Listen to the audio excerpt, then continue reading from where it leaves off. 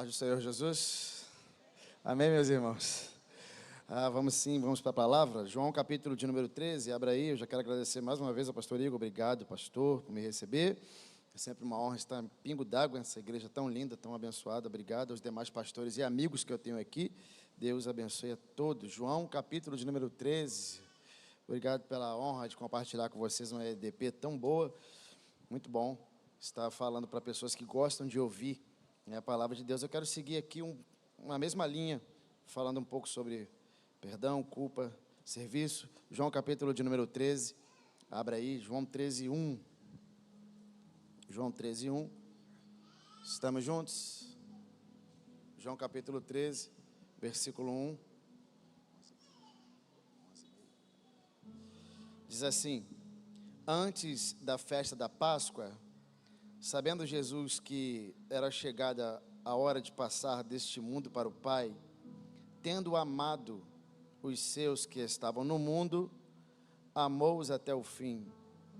Durante a ceia, tendo já o diabo posto no coração de Judas, filho de Simão Iscariotes, que traísse Jesus, sabendo esse que o Pai tinha confiado tudo em suas mãos, e que tinha vindo de Deus e voltaria para Deus, levantou-se da ceia, tirou a vestimenta de cima e, pegando uma toalha, vestiu-se com ela. Em seguida, Jesus pôs água numa bacia e começou a lavar os pés dos discípulos, enxugá-los com a toalha que estava vestido. Quando se aproximou de Simão Pedro, ele lhe perguntou: Senhor, vai lavar meus pés? E Jesus respondeu: o que eu faço agora, você não compreende, mas vai entender depois. Então Pedro disse: Senhor, nunca lavará meus pés. Ao que Jesus respondeu: se eu não lavar, você não tem parte comigo. Então Pedro pediu: Senhor, não somente os pés, mas também as mãos e a cabeça.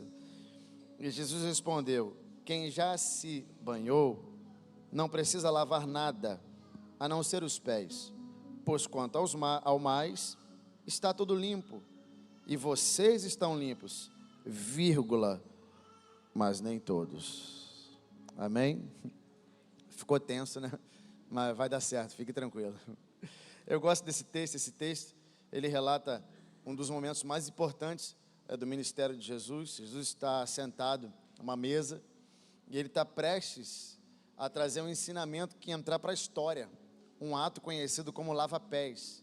Esse ato ele foi voluntário, consciente e extremamente significativo. E por que eu digo isso?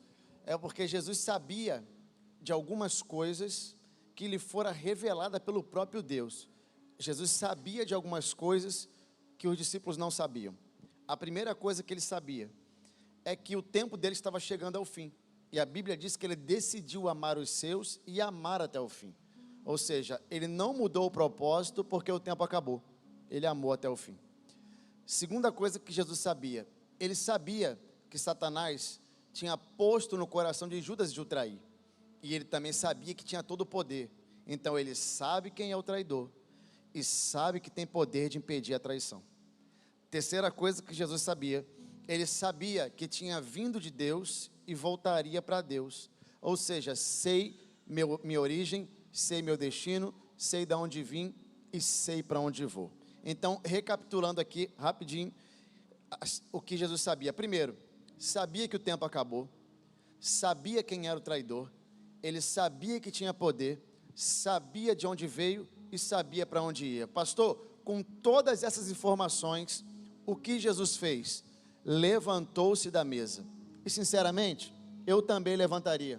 Talvez para colocar as cartas na mesa, talvez para expor Judas, talvez para mostrar quem manda, talvez para virar a mesa e falar assim: vocês estão me traindo. Talvez eu levantaria para causar um problema, só que Jesus levanta, tira a capa, põe toalha, enche a bacia e corre para os pés. Quero começar pregando para você essa manhã te dizendo que o que fizeram contra você não pode mudar quem você é. Muitas vezes o nosso inimigo não quer nos matar, mas quer nos inutilizar, nos deixar amargos, ofendidos, decepcionados, vingativos. Mas eu já quero mandar um recado para ele hoje aqui. Nós vamos continuar trocando capa por toalha. Vamos continuar trocando taça por bacia.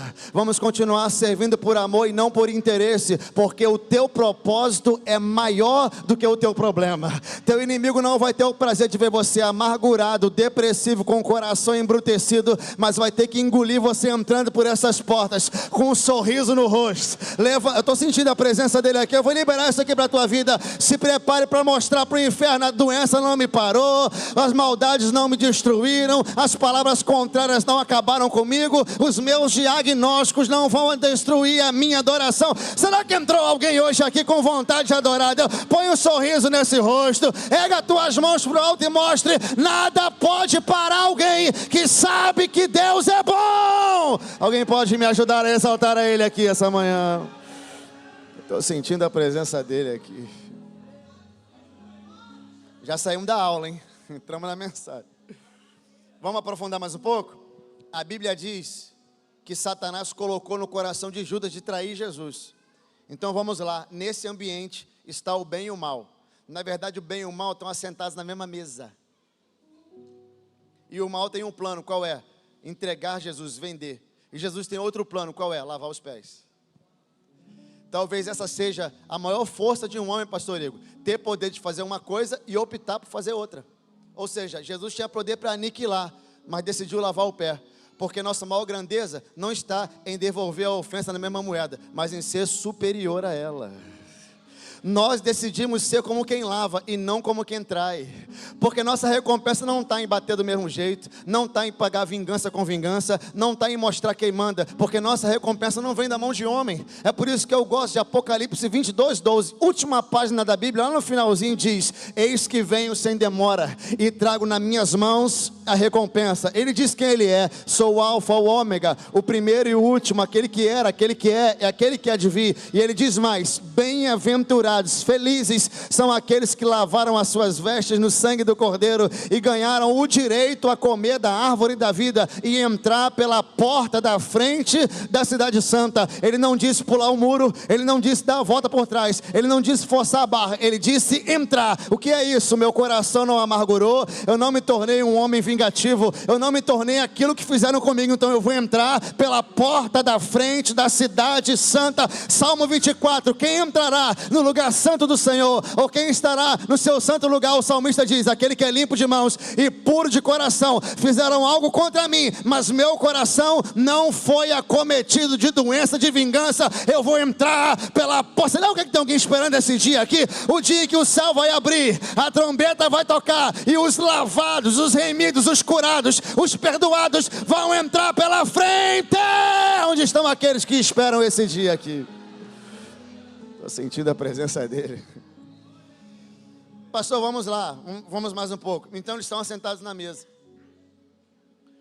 Jesus tira a capa, põe a toalha. O texto é incrível, o texto fala de presciência. Jesus sabe de onde veio. O texto fala de soberania, sabe que tinha todo o poder. O texto fala de eternidade, e ele sabe para onde vai. E 5 versículos depois, ele está ajoelhado nos pés dos discípulos, fazendo o papel de um escravo. Como assim escravo, pastor? É porque só os escravos lavavam os pés empoeirados dos discípulos, das pessoas que entravam nas casas. O anfitrião recebia alguém e por bondade, por cortesia, mandava alguém da casa, um servo, lavava os pés, porque não tinha asfalto, tudo barro, sandália aberta, entrava com os pés sujos. Alguém ia lá, um escravo lavava os pés. Então é esse papel que Jesus está fazendo, o papel de um escravo. É claro, é óbvio, é evidente que Pedro não vai entender nada.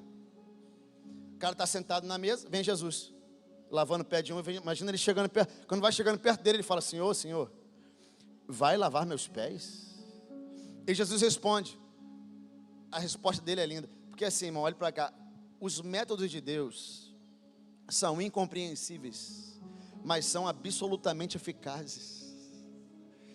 Ele diz: hoje você não entende o que eu estou fazendo, mas vai entender depois. Por vezes você não entende porque sofreu o que sofreu, porque passou o que passou, porque chorou o que chorou, porque demorou o que demorou. Mas quando passa um ano, você tem coragem de falar igual Davi: foi bom ter sido afligido, para que eu aprendesse os teus mandamentos. Ou quem sabe você vai falar igual a Paulo: as tribulações do tempo presente não hão de se comparar com a glória que há de ser revelada. Ou talvez você escolha ser como Abraão, embora o corpo estava amortecido, não duvidou da promessa, mas se fortaleceu dando glória a Deus. Ou talvez você opte por ser como Jó, que embora tenha perdido tudo, teve coragem de dizer: eu sei que o meu Redentor vive e que por fim se levantará sobre a terra. Ou talvez você siga os conselhos do apóstolo Paulo, 2 Coríntios 4,16. Por isso não desfalecemos, mas ainda que o nosso homem exterior se corrompa, o homem interior se renova dia após dia, porque a nossa leve e momentânea tribulação está produzindo um peso de glória muito excelente e eterno. Eu vou te dar uma boa notícia essa manhã: esse problema não te mata, ele te melhora. Essa dor não acaba com você, ela eleva o teu nível de intimidade. Se prepare, vai sair mais forte, vai sair mais poderoso, vai sair com mais entendimento, vai sair com tudo aquilo que Deus quer dar para você, porque o mesmo Deus que te chama é o mesmo Deus que te trata. Então ele diz: você não entende agora o que eu faço, mas vai entender depois. Pedro insiste, e ele diz assim: Senhor, nunca lavará meus pés. Aí Jesus dá uma sentença para ele: olha, se eu não te lavar, você não tem parte comigo. O que Jesus está dizendo? Se você não deixa eu te lavar, tu não anda comigo, não desfruta do que eu desfruto, e não vai para a eternidade como eu vou. Aí Pedro diz assim: não, então faz o seguinte, lava meus pés, lava minhas mãos, lava minha cabeça. Tu conhece alguém afobado assim, afobado? Lava meu pé, minha mão, minha cabeça. Aí Jesus diz assim: não, calma, Pedro, calma, devagar. Eu imagino ele falando assim: pastor Igor, eu não preciso lavar tua mão, porque você não está pensando em me vender por 30 moedas de prata. Eu não preciso lavar tua cabeça, porque você não está bolando um plano para me entregar na calada da noite. Eu só preciso lavar teu pé, porque eu vou te enviar, e a tua trajetória tem que ser limpa, né? Não existe garantia de trajetória fácil, mas existe garantia de trajetória limpa.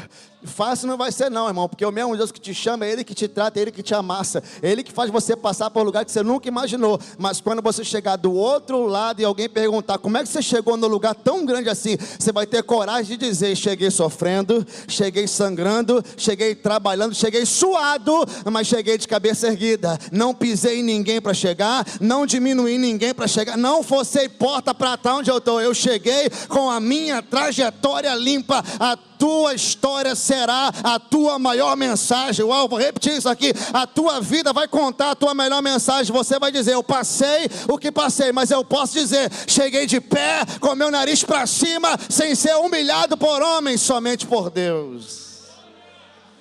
Você crê nessa palavra? Trajetória difícil, mas limpa. Pastor, quantos pés Jesus lavou naquela noite, naquele dia?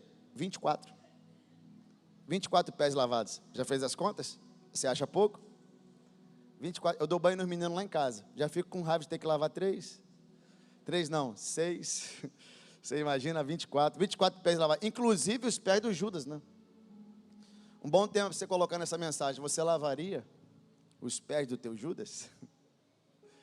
Você sabe que toda imagem, todo cenário tem 2 ou mais visões, né? Você sabe que tudo que você olha por fora passa por um filtro que você tem dentro. Existe um filtro.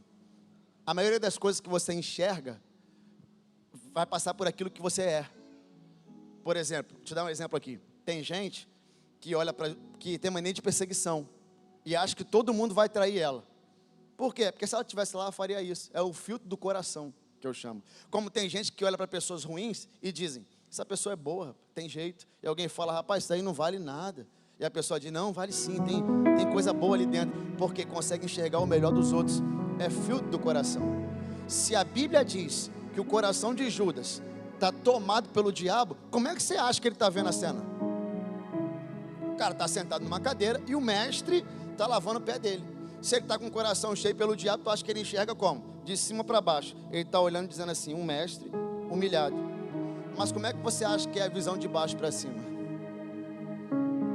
De cima para baixo, um mestre humilhado. De baixo para cima, é Deus olhando para Judas e dizendo: eu estou lavando você por fora, para você entender que eu posso também te lavar por dentro. Será que essa cena não te comove, Judas? Eu ajoelhei para você entender que o diabo tem que sair e eu preciso entrar. Jesus não lavou o pé para matar Judas, lavou o pé para salvar Judas, porque se a gente está vivo ainda, é porque existe uma palavra chamada misericórdia que se renova a cada manhã. É Jesus dizendo: estou te dando chance para você mudar, estou te dando chance para você voltar, estou te dando chance para você arrancar o diabo daí, abrir um espaço para eu entrar. Irmão, não era para você estar aqui, não era para eu ser pregador, não era para tocar teclado, não era para ser pastor, não era nem para ser crente, mas a misericórdia, a graça alcançou você lá fora, trouxe você para dentro, perdoou os teus pecados. É Jesus dizendo: eu mudei a tua história. Alguém pode reagir a essa palavra aqui? Onde estão os alcançados pela graça essa manhã? Deus pagou o preço no teu lugar para você ter vida em abundância. Jesus está dando cartadas: eu quero te salvar.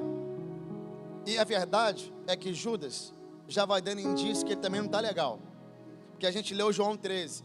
Se tu voltar uma página da Bíblia, você vai dar de cara com João 12.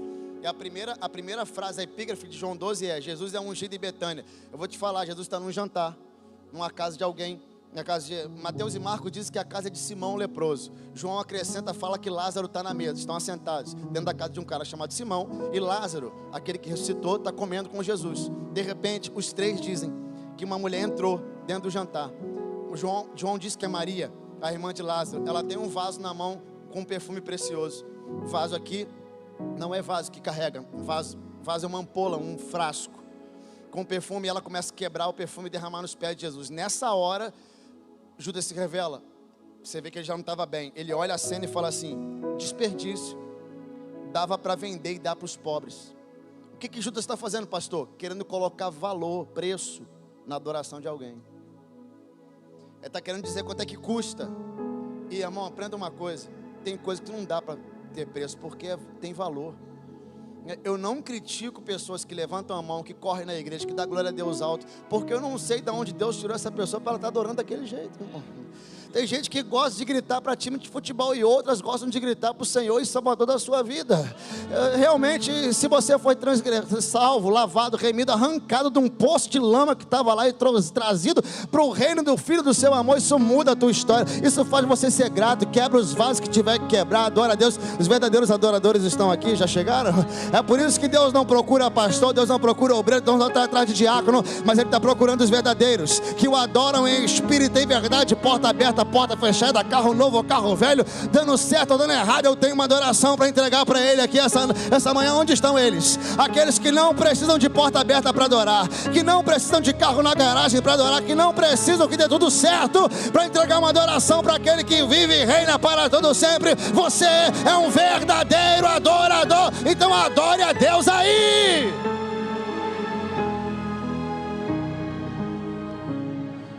Mais um pouquinho aqui.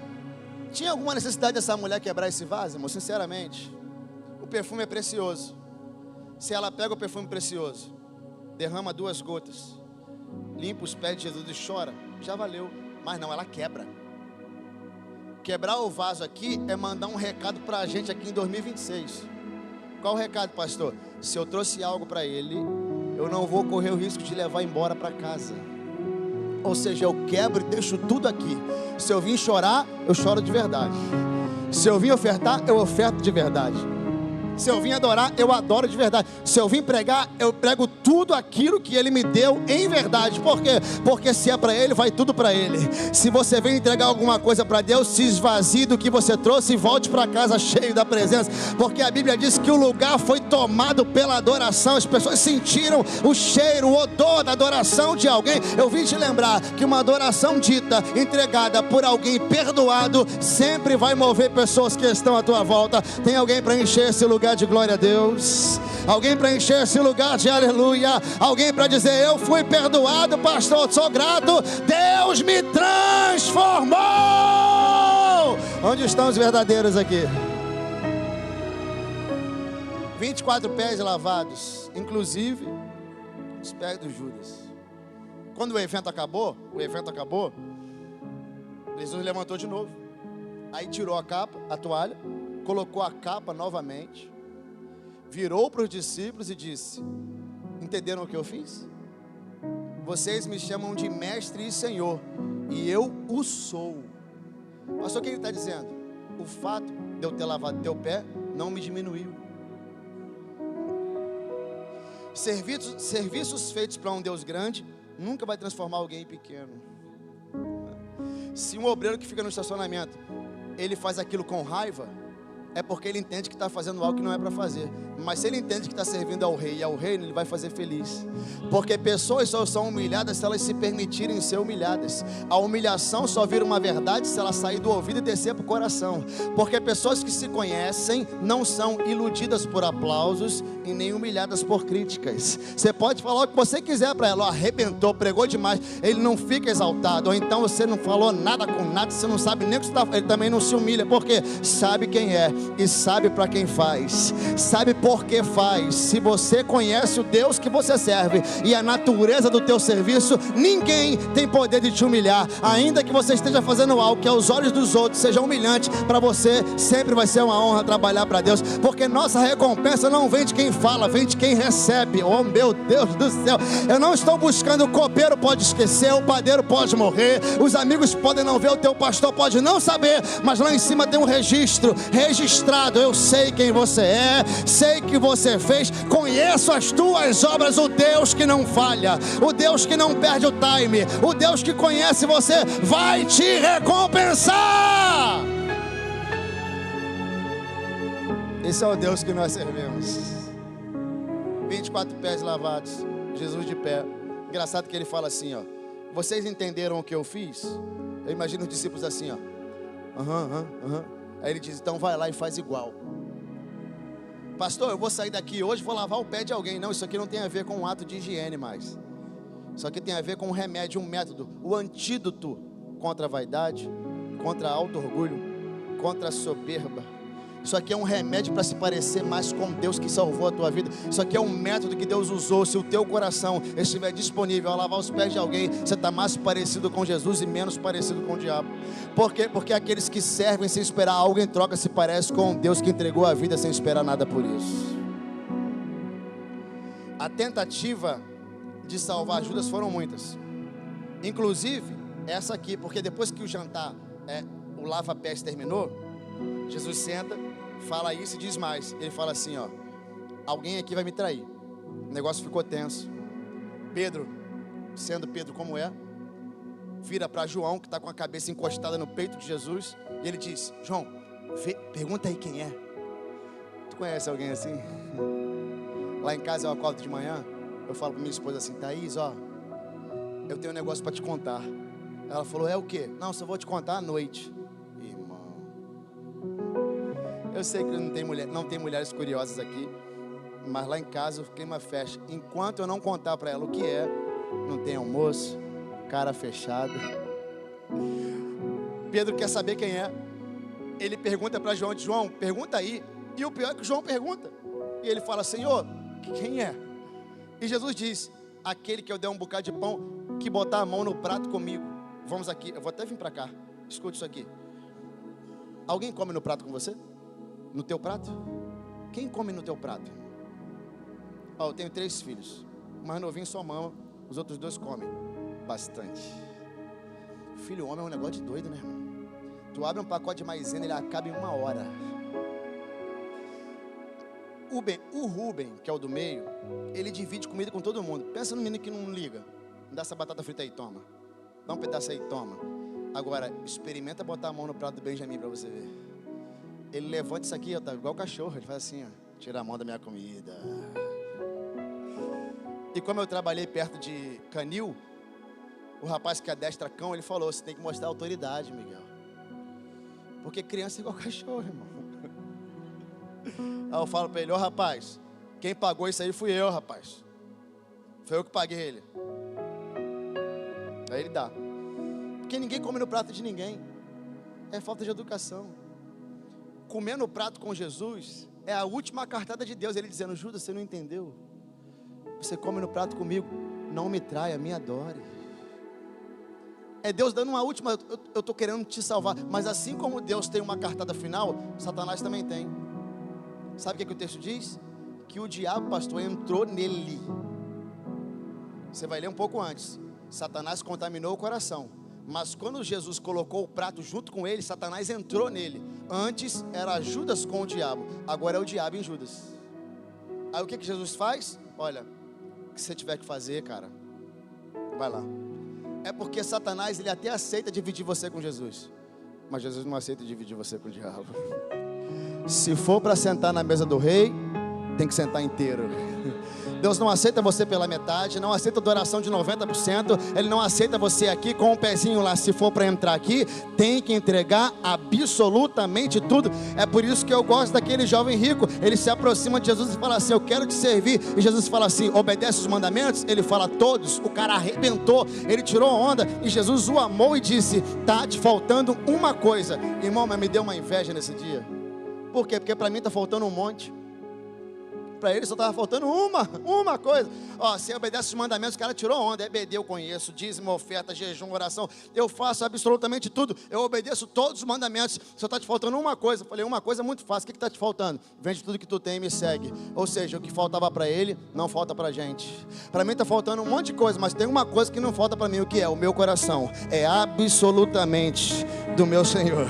Eu posso ter errado ontem, pecado antes de ontem, entrado aqui, falado alguma coisa que não era para falar, mas quando eu entro na presença dele, eu assento na mesa, eu tenho algo para dizer: me perdoa, o meu coração te pertence, eu não tenho para onde ir, eu não tenho outro caminho, eu não tenho outra escolha, eu fui salvo, lavado, remido, perdoado. Deus não abre mão de você inteiro, Ele não quer você pela metade. O teu coração é a tua maior oferta. Alguém pode me ajudar a exaltar a Ele? Onde estão os completos, os inteiros, aqueles que disseram: eu entrego a minha vida inteira para o meu Senhor.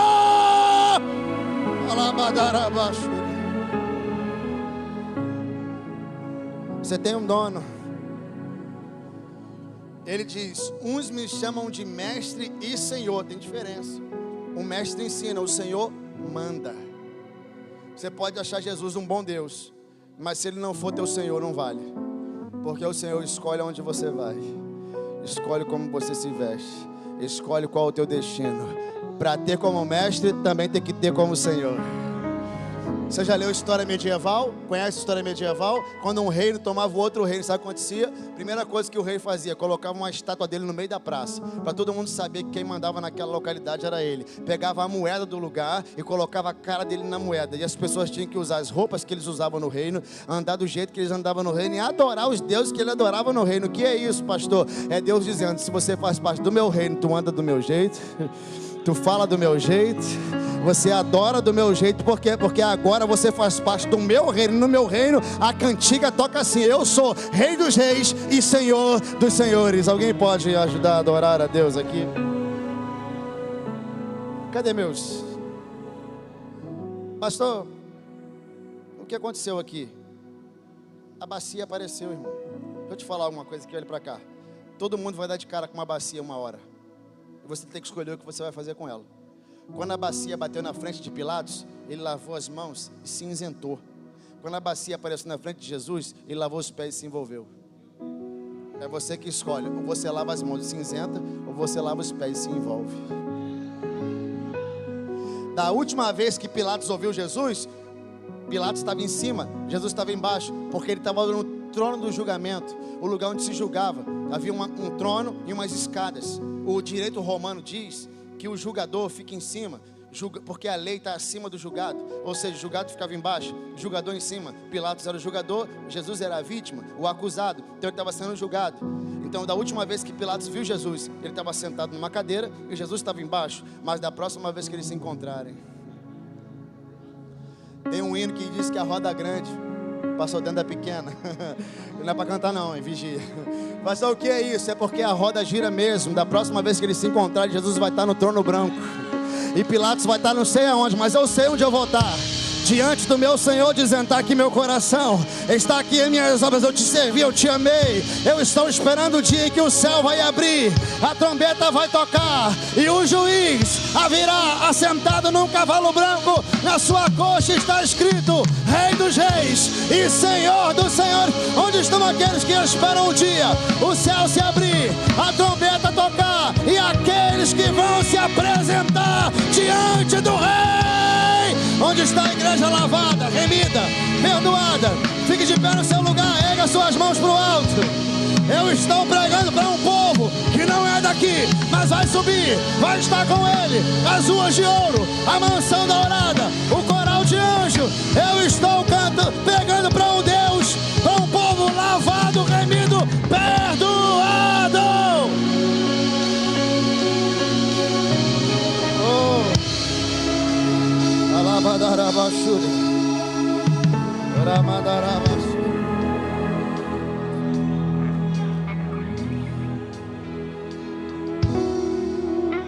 Pastor, veja que Judas pecou, vendeu. Pedro pecou, negou. Os dois tiveram crise de consciência. E agora o que eu fiz? Judas correu para a religião e disse: dá aqui as moedas que o Senhor me deu, não quero mais não. E a religião disse para ele: o problema é seu. Vendeu porque quis. Ao invés de aliviar, colocou mais peso nele.